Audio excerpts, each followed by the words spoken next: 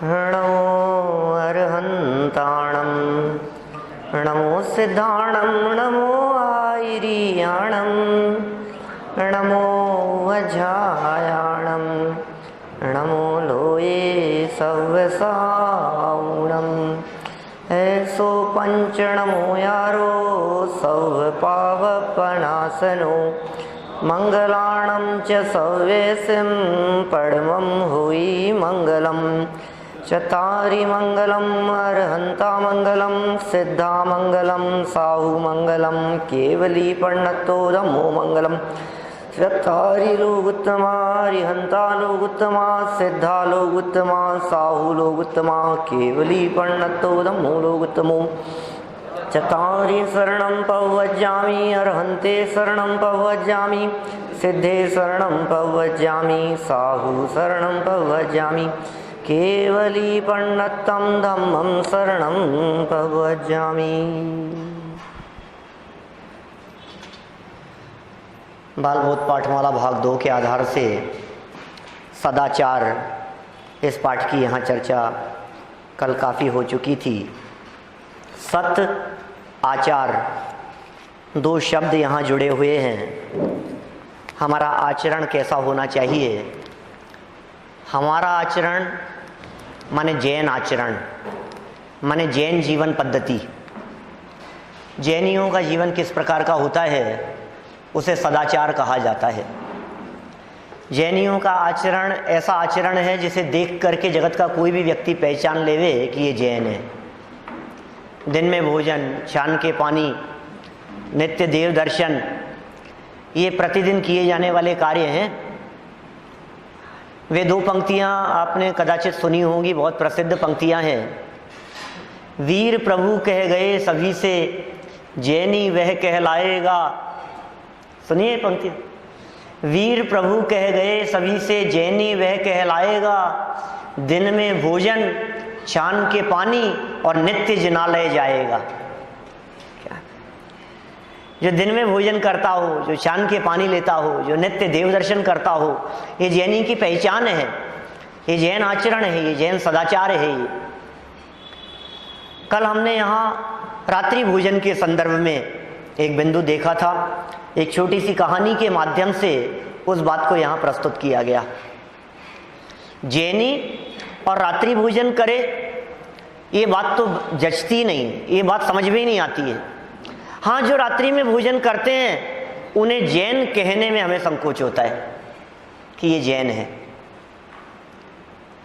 जैनी होके पानी न छाना, देखो रे रातों को खाए खाना।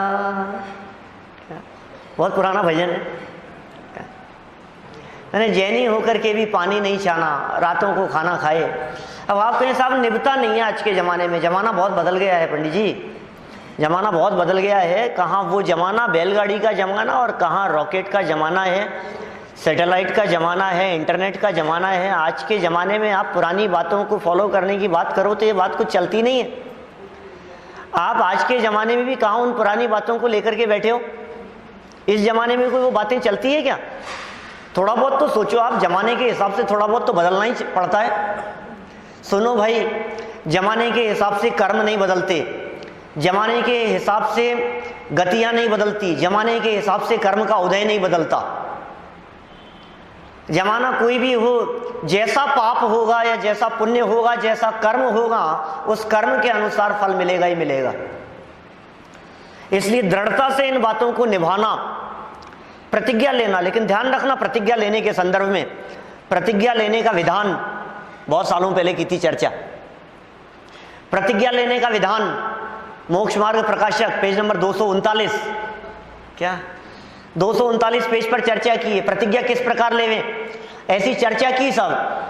प्रतिज्ञा लेना और प्रतिज्ञा को तोड़ देना, तो प्रतिज्ञा तोड़ने का तो महापाप है।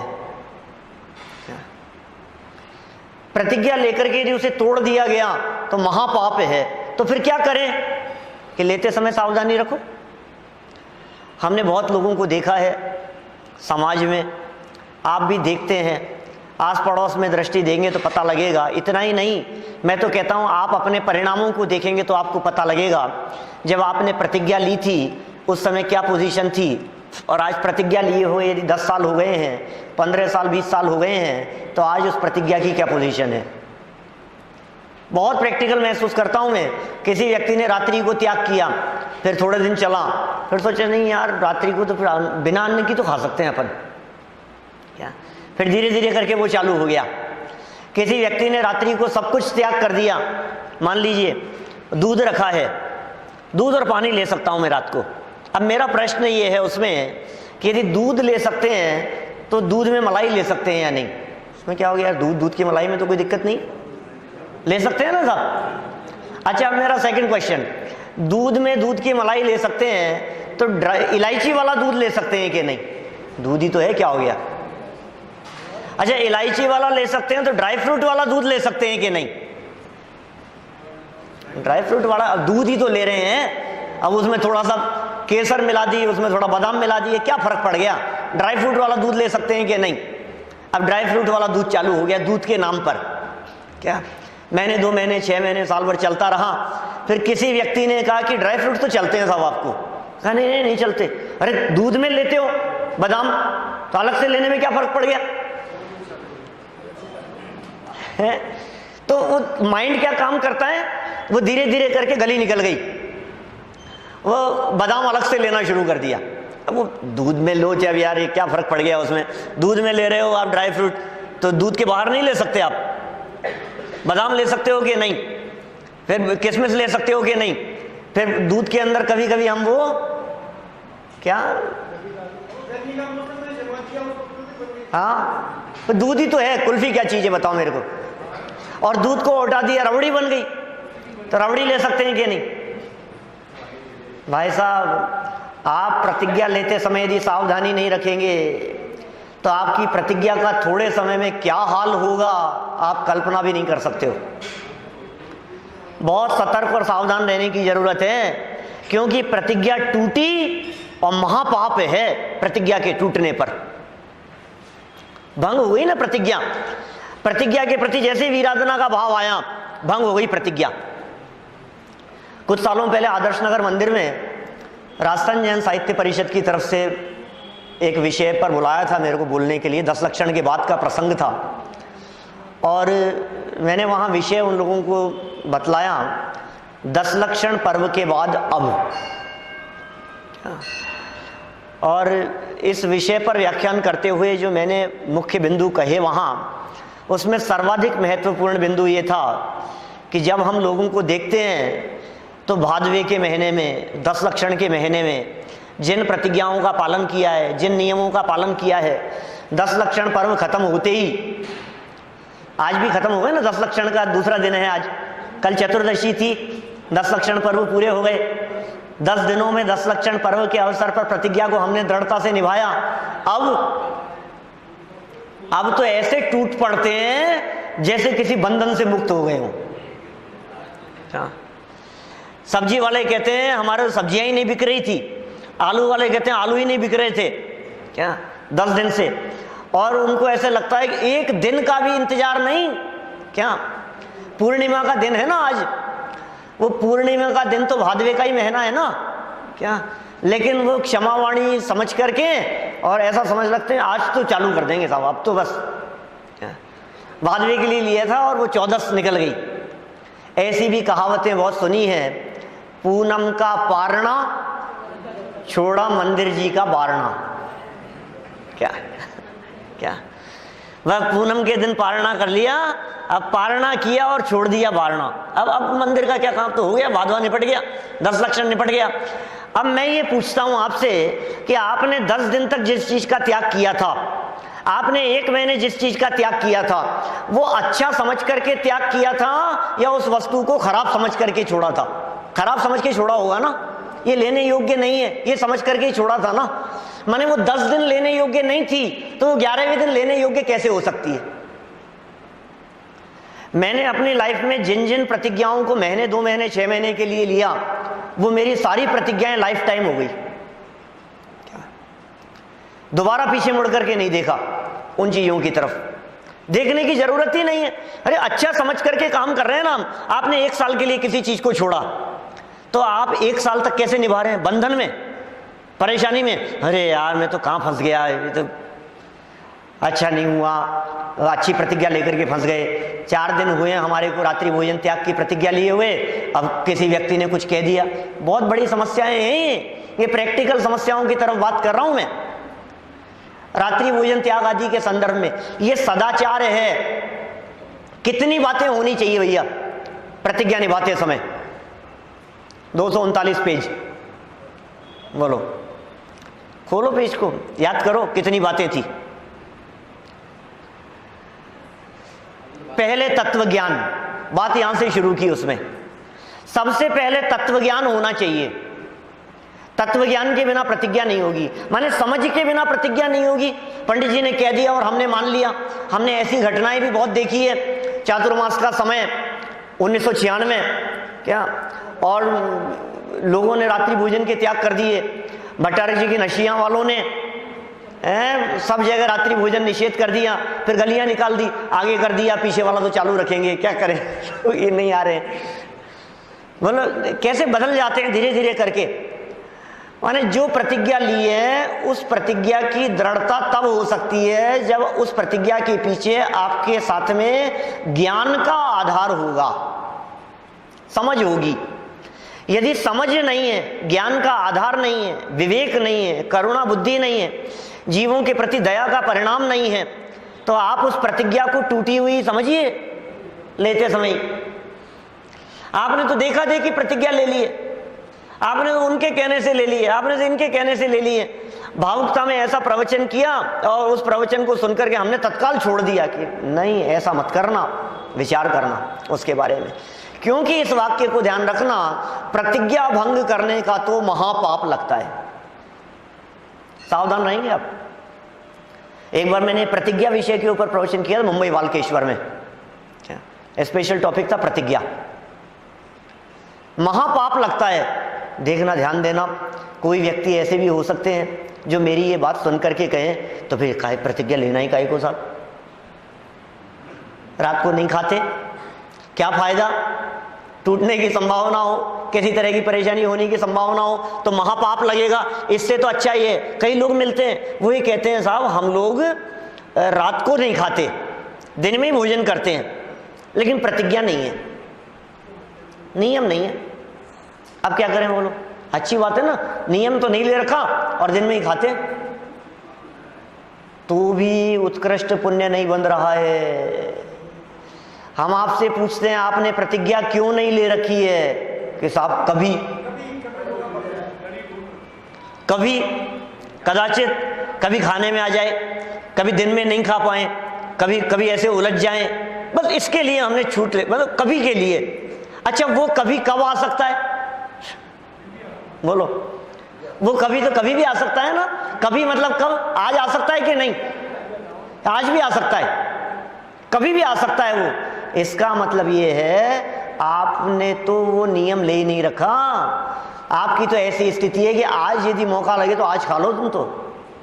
क्या प्रतिज्ञा होना बहुत जरूरी है। हाँ, लेकिन ये ध्यान रखना एक साथ जीवन भर के लिए प्रतिज्ञा नहीं ले लेना, क्योंकि पहले तत्व ज्ञान, पहली शर्त क्या लगाई है? समझ, समझ पूर्वक त्याग होगा। एक चीज बिना समझे नहीं छोड़ेंगे, जब तक समझ में नहीं आ रही है तब तक नहीं छोड़ेंगे, भावुकता में नहीं छोड़ेंगे, किसी के कहने से नहीं छोड़ेंगे। हमारे दिमाग में जचेगी, गहराई से समझेंगे उस विषय को और हमें लगता है कि यार ये काम अच्छा नहीं है तो हम उसे छोड़ेंगे। एक चीज हो गई। दूसरी चीज, जो प्रतिज्ञा ले रहे हैं आप, जिस चीज का त्याग कर रहे हैं, उस चीज के गुण और दोषों के बारे में विचार करना। हो सकता है ये काम, आपने आलू छोड़े, गुण और दोषों के बारे में विचार करो। उसको छोड़ने से क्या गुण होंगे और उसको ग्रहण करने में क्या दोष है, ये गुण और दोषों के बारे में विचार करना। सेकंड पॉइंट, पहला ज्ञान समझ होना, दूसरा पॉइंट क्या बतलाया? गुण और दोषों के बारे में विचार करना। तीसरा पॉइंट, वर्तमान परिणामों के भरोसे ही प्रतिज्ञा नहीं ले लेना। ये बहुत महत्वपूर्ण बात है। वर्तमान परिणाम, क्योंकि परिणाम बदलते रहते हैं, हमारे परिणामों का भरोसा नहीं है, कल परिणाम बदल जाएंगे। आज तो बहुत उत्कृष्ट परिणाम हो रहे हैं, कल भाव बदल गए, परिणाम बदल गए। तो वर्तमान परिणामों के भरोसे ही प्रतिज्ञा मत ले लेना, क्योंकि वर्तमान में आपके परिणाम बहुत एकदम तेजी पर आ गए हैं किसी बात को सुनकर। चौथा पॉइंट, भविष्य में निर्वाह होती जाने ऐसी प्रतिज्ञा लेना। अकेले वर्तमान के भरोसे नहीं, अभी तो सब ठीक है, माहौल अच्छा है, सब ले सकते हैं, घर में अनुकूलताएं हैं, ऐसी जगह पर हैं, सब काम हो सकता है। नहीं नहीं नहीं, भविष्य में निर्वाह होती जाने वो प्रतिज्ञा लेना। 4 पॉइंट हो गए, याद रहेंगे, सबके लिए कह रहा हूं, जीवन उपयोगी चीज है, लाइफ टाइम याद रहनी चाहिए। लेकिन मुझे मालूम है आज तो याद हो जाएगी, फिर थोड़े दिन में धीरे धीरे करके साफ हो जाएगी। पहली, जो भी लेंगे प्रतिज्ञा समझ पूर्वक लेंगे, बिन समझे नहीं करेंगे कोई भी काम। दूसरी चीज, गुण दोषों का विचार करना। तीसरी चीज, वर्तमान परिणामों के भरोसे ही प्रतिज्ञा नहीं ले लेना। चौथी चीज, भविष्य में निर्वाह होती जाने अपने फ्यूचर के बारे में विचार करना। पांचवी चीज, शारीरिक स्थिति और द्रव्य क्षेत्र काल भाव का विचार करके प्रतिज्ञा लेना। शारीरिक स्थिति का भी विचार करो, आज तो हट्टे कट्टे हैं, स्वस्थ हैं, रात्रि भोजन का त्याग कर दिया, पानी का भी त्याग कर दिया। कई लोग ऐसे मिलते हैं बिल्कुल छोड़ दिया उन्होंने। अभी 8-10 दिन पहले मेरे पास में प्रश्न आया किसी का कि साहब हमने ये चीज छोड़ दी है, छोड़ दी थी, लेकिन अब डॉक्टर ने कही तो रात को दवाई ले सकते हैं कि नहीं, पानी भी छोड़ दिया था हमने, तो अब ले सकते हैं कि नहीं। मैंने कहा अब नहीं ले सकते आप, यदि आपने प्रतिज्ञा ली है तो। कि साहब दवाई तो प्रतिज्ञा लेते समय छूट रखनी चाहिए थी कि दवाई की यदि परिस्थिति बनेगी तो मैं पानी ले लूंगा दवाई के साथ में। लेते समय, प्रतिज्ञा लेते समय होनी चाहिए ये। बाद में आप उसके अंदर अल्टरेशन करते जाओ तो ये नहीं चलेगा, फिर तो आप दोष के भागीदार हैं। पांचवी बात क्या कही मैंने, द्रव्य क्षेत्र काल भाव, जिस माहौल में रहते हैं, जिस परिस्थिति में रहते हैं, शरीर की क्या पोजीशन है, इन सब के बारे में विचार करना। वर्तमान शरीर की स्थिति, भविष्य की शरीर की स्थिति, बुढ़ापे में क्या होगा, शरीर साथ नहीं देगा तो क्या होगा। आज तो आप प्रतिज्ञा लेकर के बैठ गए कि मंदिर में दर्शन किए बिना नहीं खाऊंगा कुछ भी, प्रतिज्ञा ले ली साहब हमने, लेकिन भैया आगे तेरी शक्ति नहीं रही, कदम नहीं चले, उठने बैठने की स्थिति नहीं हुई, बिस्तर पकड़ लिए तो क्या होगा, कि उस समय बदल लेंगे प्रतिज्ञा। नहीं नहीं नहीं, लेते समय ध्यान रखो, बाद में बदलने की बात नहीं है। हॉस्पिटलाइज्ड होऊंगा तो क्या होगा, ऐसे देश में चला जाऊंगा, ऐसे क्षेत्र में चला जाऊंगा, ऐसे नगर में चला जाऊंगा किसी बिजनेस के काम से, किसी जरूरी काम से, जहां मुझे दर्शन की व्यवस्था ना मिले तो क्या होगा। ट्रेन में सफर कर रहा हूं, दक्षिण भारत में जा रहा हूं, 24 घंटे का 30 घंटे का सफर है और दर्शन करने का अवसर नहीं मिला तो क्या होगा।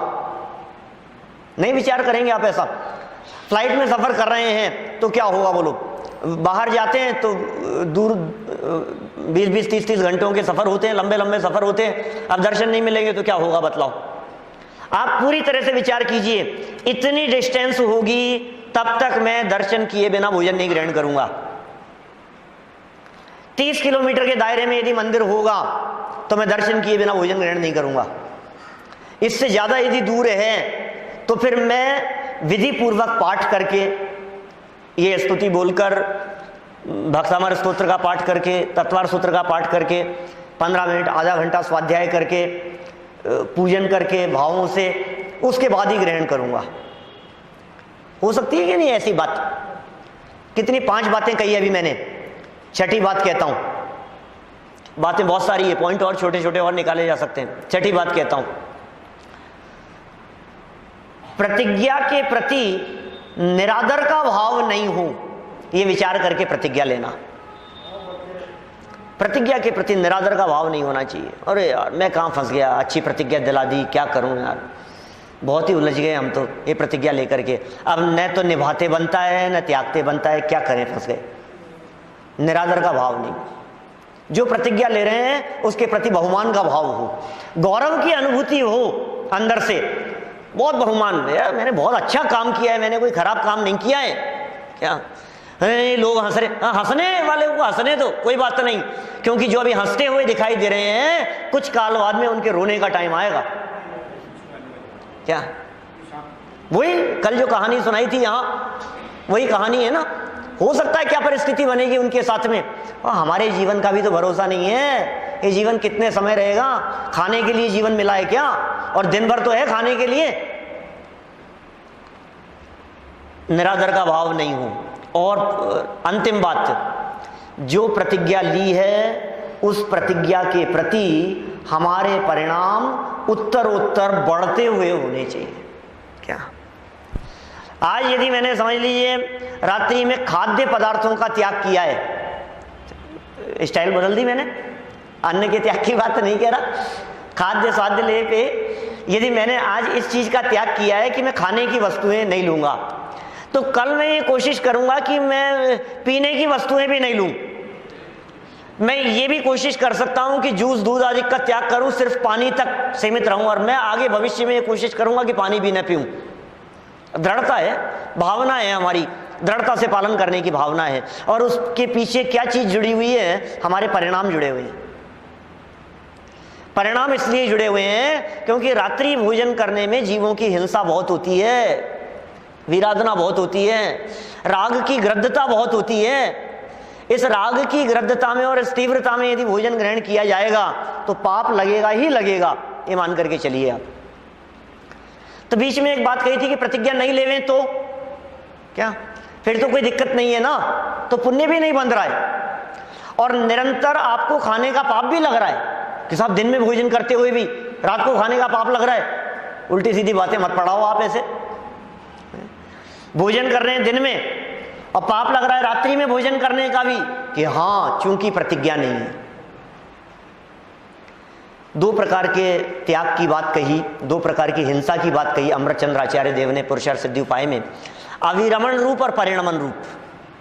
बस उस बात को यहां लागू करना, कभी अवसर मिलेगा तो विस्तार से समझाऊंगा इस प्रसंग को। देखो एक छोटे से एग्जांपल से बात बतलाता हूं। हम किसी के यहां गए, मेहमान बन के गए। अब जब हम मेहमान बन के गए, हमारे यहां कोई मेहमान आया क्या रात्रि में, हमने उनके सामने नाश्ता लगाया। हम तो अन्न की चीज तो लगाते ही नहीं है कुछ भी, या हम किसी के यहाँ गए, उन्होंने हमारे सामने नाश्ता लगा दिया। हमने कहा हम लेते नहीं है साहब, रात को नहीं लेते हैं। सामने वाला क्या कहता है, अच्छा रात को नहीं लेते, प्रतिज्ञा है क्या आपकी? कि नहीं नहीं प्रतिज्ञा तो नहीं है लेकिन लेता नहीं, बस फिर तो लेना पड़ेगा। क्या बोलो प्रैक्टिकल बात है या नहीं ऐसी?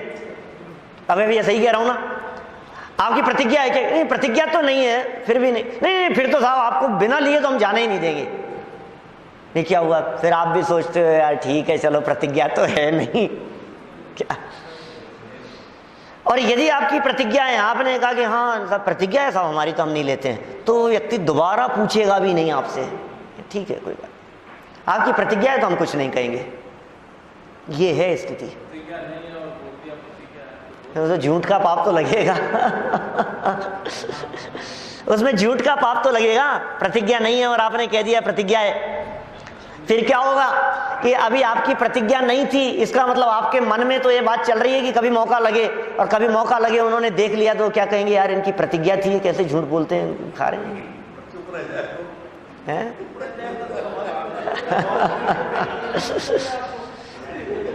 चलिए बहुत तरह की बातें हैं भाई, इसलिए ये तो सदाचार वाला पाठ यहाँ चल रहा है और कुछ सामान्य बातें कहने का मन था, इसलिए मैंने आपके सामने इतनी बातें प्रस्तुत की है। बिसलरी का पानी बिना छना हुआ पानी है सब, बिल्कुल बिना छना हुआ पानी है। दुनिया भले ही कुछ भी कहे, लेकिन आप भले ही सेवन करते हो, हम भले ही लेते हो, कोई भी व्यक्ति कुछ भी, लेकिन बात सच्ची क्या है वो तो कहनी पड़ेगी।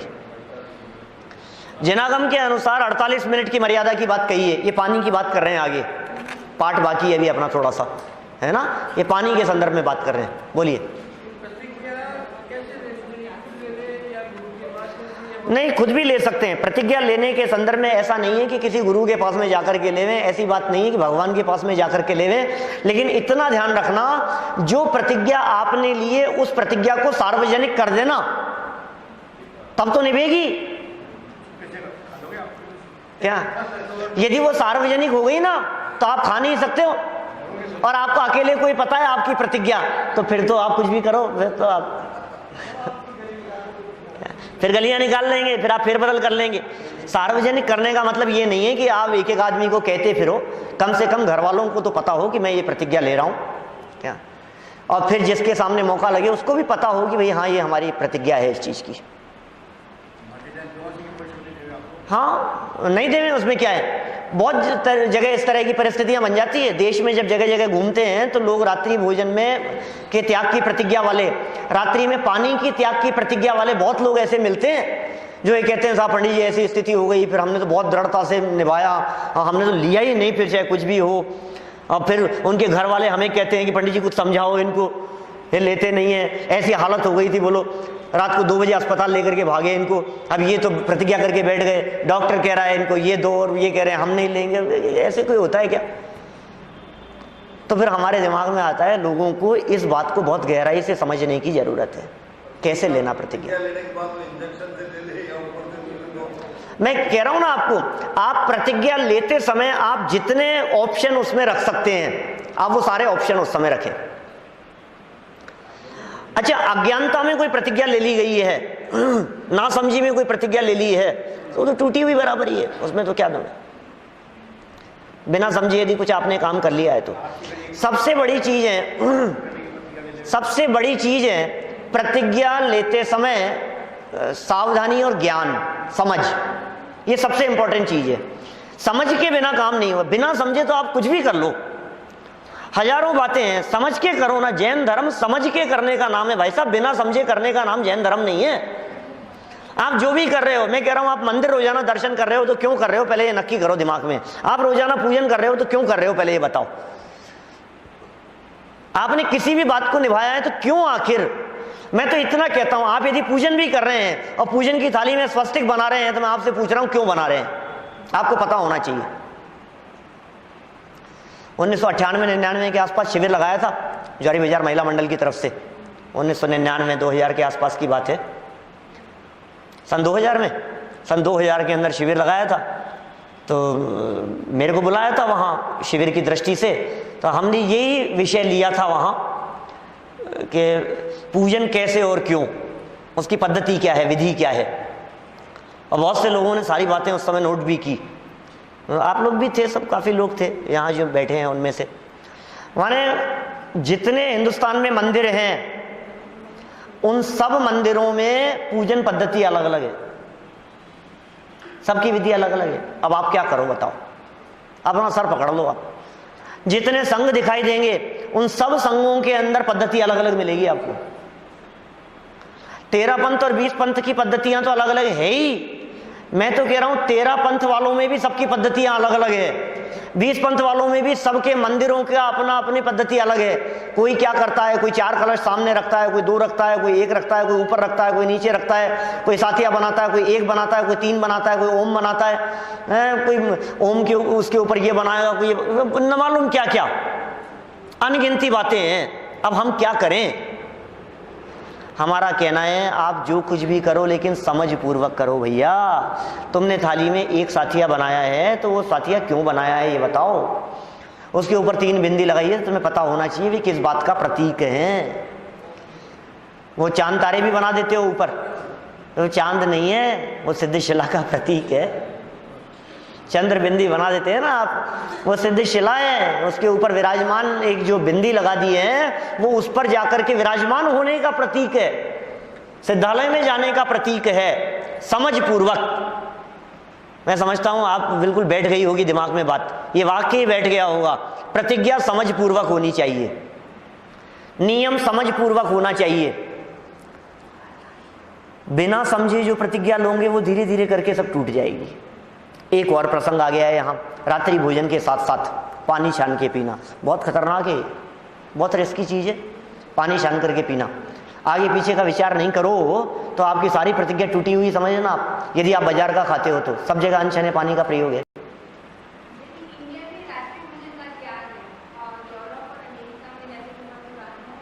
हाँ ठीक बात है, तो हम लोग जो है ना ऐसी, हम लोग तो जिस क्षेत्र में है ना उस क्षेत्र के आधार पर ही निभाते हैं। अब ये वो आचार्य कुंद कुंद की जो परिस्थिति थी ना, जब विदेश क्षेत्र में गए थे, तो वे तो 8 दिन तक निराहारी रहे।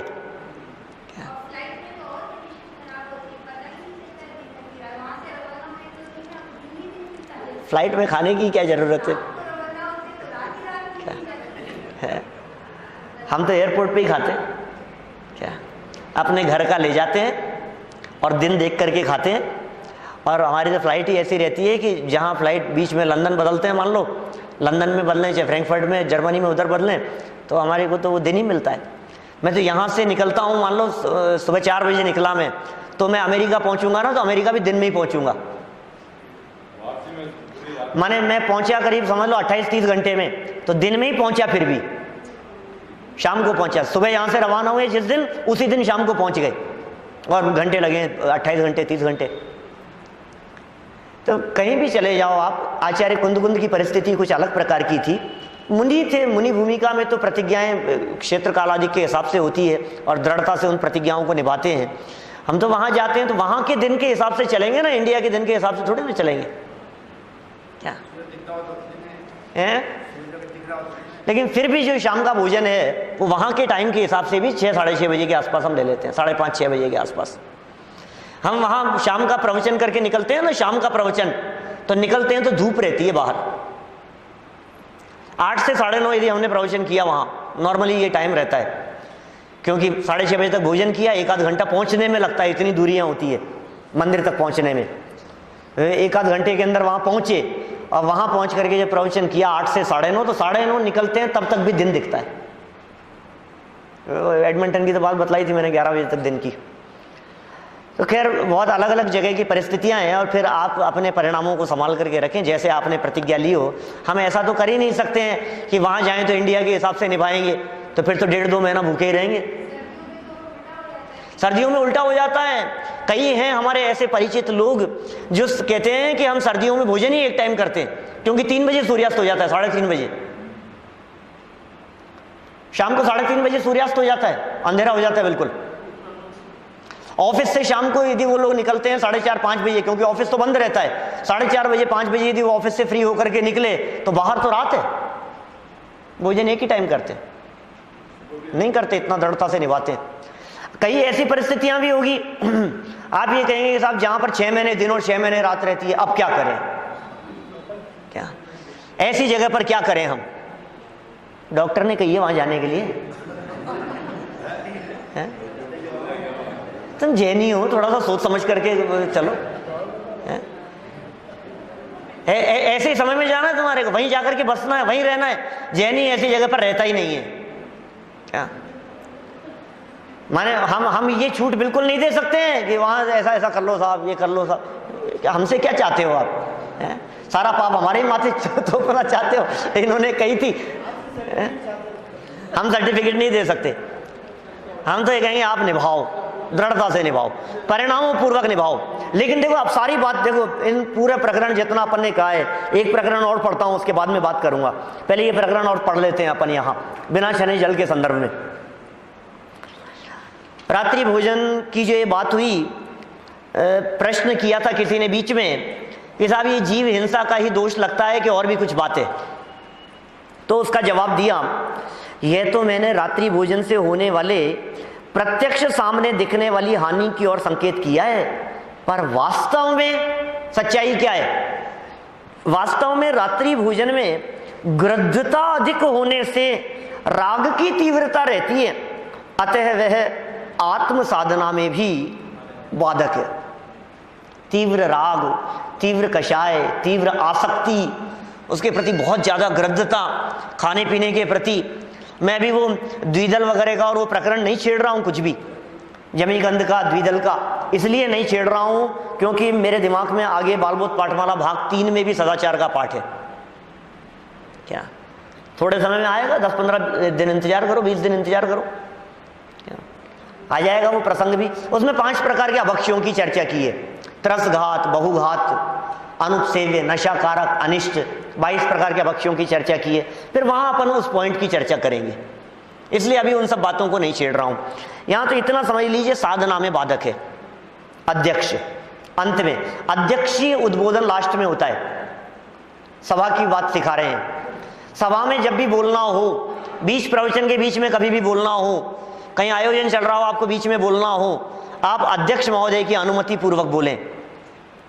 आप बीच में हाथ खड़ा कर सकते हैं, यदि वे योग्य समझेंगे तो आपको कहेंगे हाँ बोलो क्या कहना है, और नहीं समझेंगे तो आप सभा में डिस्टर्ब नहीं करें।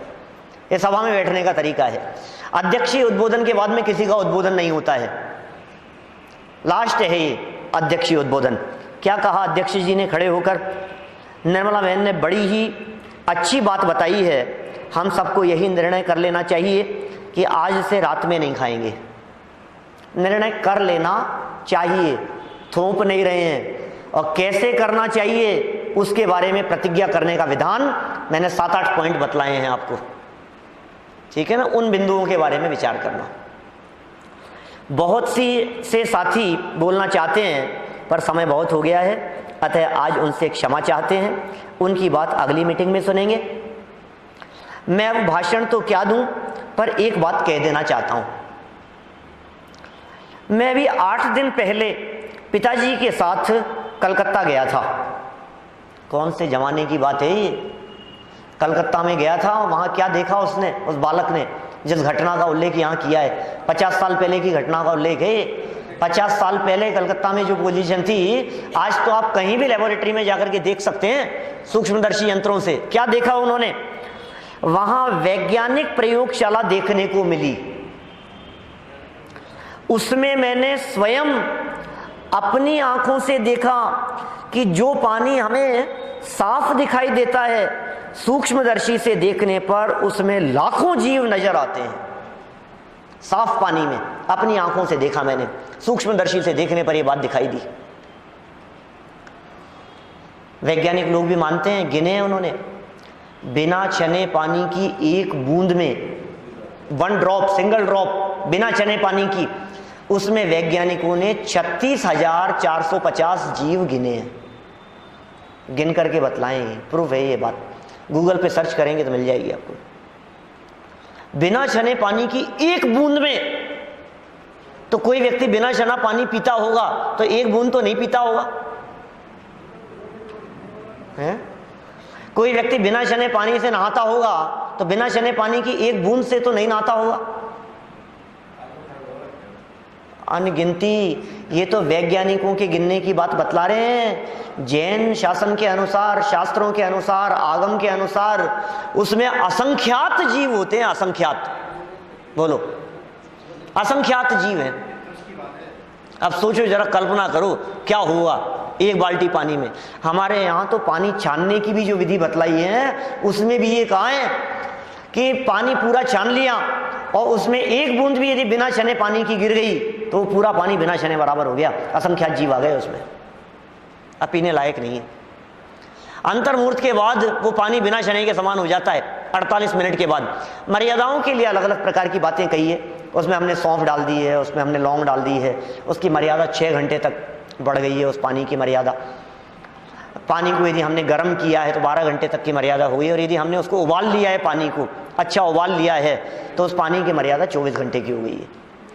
बिना छने पानी को मत उबालना, छानने के बाद उबालना। तो आपने बिना छने को उबाल लिया तो फिर क्या हुआ?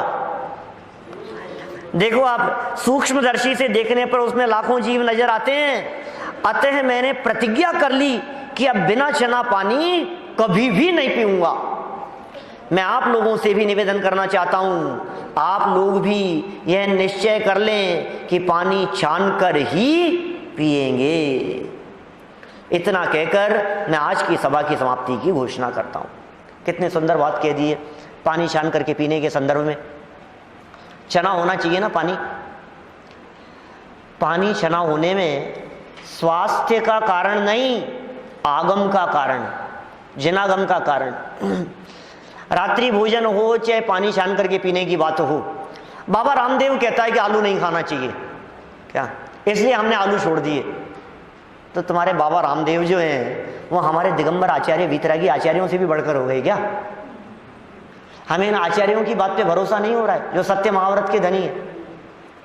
कल न्यूज़पेपर में ये बात छप करके आ जाएगी कि रात्रि में भोजन करना सबसे ज्यादा स्वास्थ्यकर। अब क्या करोगे बोलो? चालू कर दोगे आप? कई बड़े बड़े लोग ऐसी बात कहते हैं कि जैनियों के तो बीमारियां होती ही नहीं है, जैन जीवन पद्धति, जैन आचार वो तो इस प्रकार का होता है कि बीमारियां नहीं होवे, रोग नहीं होवे, परेशानियां नहीं होवे, ये ऐसी होती है जीवन पद्धति। लेकिन करुणा बुद्धि होनी चाहिए। करुणा बुद्धि के बिना इन बातों को यदि आप पालन करोगे तो उन बातों को पालन करने में कुछ सार नहीं है। आपको लग रहा है एक बूंद में असंख्यात जीव है, हमारा जैसा जीव है, जैसे प्राण हमारे में है ऐसे उसमें भी प्राण है। कल हम मर करके उसमें चले जाने वाले हैं। मैं कहता हूं कभी कभी सभाओं में कि आलू से तो लोगों का जन्म जन्मांतरों का साथ है। पिछला अनंत काल निगोदिया बन करके आलू में बिताया, निकले तो आलू खाने लगे और भविष्य में फिर आलू में जाके पैदा हो जाएंगे। हमारा नहीं, लोगों का। क्या जैसे आलू है उसी तरह के दूसरे जमीकंदादिक भी है, जिनको ऐसा लगता है जैसे हम जीव हैं, जो अपने आप को जीव समझते हो, उन्हें जगत के दूसरे जीव जीव दिखाई देंगे। जिसे अपनी वेदना दिखती है वो दूसरे की वेदना को समझ सकता है क्या? जिसे वेदना ही नहीं दिख रही है, जो दूसरे की वेदना के बारे में, तकलीफ के बारे में विचार ही नहीं कर रहा है, उसके हृदय में करुणा कहां से आएगी? और जब तक करुणा का भाव नहीं होगा तब तक आप इन बातों को दृढ़ता से पालन कैसे करेंगे? इसके लिए सबसे महत्वपूर्ण बात मैं कहता हूं, सत्य आचार की बात चल रही है ना, सत्य आत्मा का लक्षण है, सत्य वस्तु का स्वरूप है। आत्मा का लक्षण तो नहीं, लेकिन प्रत्येक वस्तु सत्स्वरूप है, आत्मा भी सत्य। सत्य स्वभावी आत्मा के अवलंबन के बिना, अपनी सत्ता की स्वीकृति के बिना जो भी आचरण होगा वो सदाचार हो ही नहीं सकता है। इसलिए सच में तो सदाचार उनके जीवन में होता है जो अपने स्वरूप को जानते हैं, जो अपने स्वरूप को पहचानते हैं। ऐसे भेद विज्ञानी, ऐसे सम्यक दृष्टि, ऐसे ज्ञानी धर्मात्मा पुरुष जो सम्यक दृष्टि हैं, उनके वास्तव में जितना आचरण है वो सब सदाचार है। देखिए, मैं इस बात को उल्टा कहता हूं, जैन शास्त्रों में जितने भी सदाचार की चर्चा मिलती है, ये सदाचार को देख करके कोई व्यक्ति पालन करते? श्रावकों के योग्य क्या आचरण होना चाहिए, मुनिराजों के योग्य क्या आचरण होना चाहिए कि साहब शास्त्र पढ़ो, शास्त्र पढ़ो, शास्त्र में पढ़ पढ़ करके देखो। अरे नहीं भाई, मुनिराज भी जिस जीवनचर्या का पालन करते हैं वो शास्त्रों में देख देख कर नहीं करते हैं। मुनिराजों का जैसा जीवन होता है, जैसी चर्या होती है, जैसा आचरण होता है, उस चर्या आचरण को जब शास्त्रों में लिख दिया जाता है वो उनके जीवन को देख करके लिखा जाता है। चरणानुयोग को देख करके श्रावक और मुनिराजों का आचरण नहीं होता। श्रावक और मुनिराजों का आचरण कैसा होता है इस बात को चरणानुयोग के शास्त्रों में लिखा गया है। किधर से लगाना है बात? अंदर में शुद्धता होती है तो बाहर में उसका पालन होता है। थोड़ी बहुत बातें कही है, बहुत समझ लेना, कितना वर्णन करें, कितनी बातें कहे। मुख्य रूप से 3 बिंदुओं को उठाया है।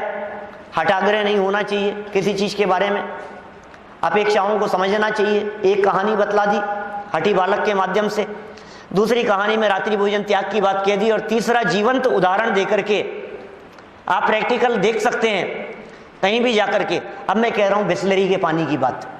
क्या देखो, अभी थोड़े समय पहले, आज के 1-2 साल पहले, 3 साल पहले की बात करो तो पूरे समाज में सब जगह पर आरो आरो आरो आरो आरो ना फैल रहा था ना, आरो लगवाओ, आरो का पानी पीना चाहिए, आरो तो बिल्कुल शुद्ध है और ऐसा हो जाता है और इतना प्योर हो जाता है, इतना ये हो जाता है।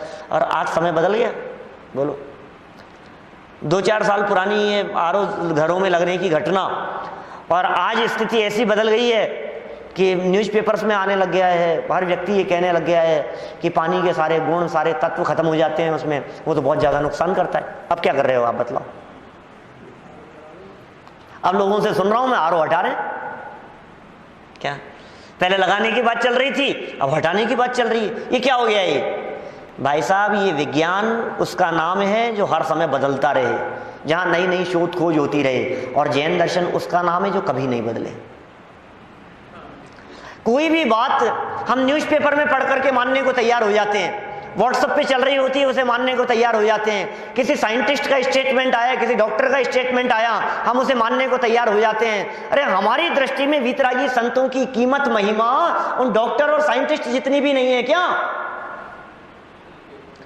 जो रिसर्च आज हो रही है, ये रिसर्च इन्होंने अंतरंग ज्ञान के माध्यम से हजारों सालों पहले कर दी। बोलो, वनस्पति में जीवन है, पानी में जीवन है, पृथ्वी का एक जीव होते हैं, जल का एक जीव होते हैं, अग्नि का एक जीव होते हैं, पांचों स्थावर जीवों की चर्चा ये शास्त्रों में कब से है। लेबोरेटरी नहीं थी, साधन नहीं थे, साइंस इतनी डेवलप नहीं थी, उसके बावजूद भी जैन दर्शन की साइंस कितनी डेवलप थी। आप ये देखो, जैन आगम कितने प्राचीन हैं और कितनी दृढ़ता से अंतरंग दिव्य ज्ञान के आधार पर इन बातों का प्रतिपादन करते हैं। इसलिए भाई सच में तो इन सब बाह्य आचरणों को पालन करने के लिए एक उपाय यह है कि आप अपने स्वरूप को जानो, अपने आत्मा को जानो, उसको पहचानो, अपने आप को जीव समझो, अपने आप को आत्मा समझो, अपनी सामर्थ्य को समझो। जब आप अपने आप को जीव समझेंगे तो जगत के जीव भी आपको जीव नजर आएंगे। जो अपने आप को परमात्मा देखता है उसे जगत के जीव परमात्मा दिखाई देते हैं, जो आत्मा देखता है उसे जगत के जीव आत्मा दिखाई देते हैं, जो अपने आप को शरीर वाला देखता है उसे जगत के जीव भी शरीर वाले ही दिखाई देते हैं। इसलिए जब इन बातों को गहराई से समझ करके अपने जीवन में उतारने का प्रयास करेंगे तो चतुर्गति परिभ्रमण नहीं होगा। ये चतुर्गति परिभ्रमण क्या चीज है, ये चार गतियां कौन सी है, उनका क्या स्वरूप है और हमने वहाँ कैसे काल बिताया है, इन सब की चर्चा आगामी पाठ में की गई है। हम वहाँ से चर्चा कल करेंगे। अभी की बात को विराम देते हैं।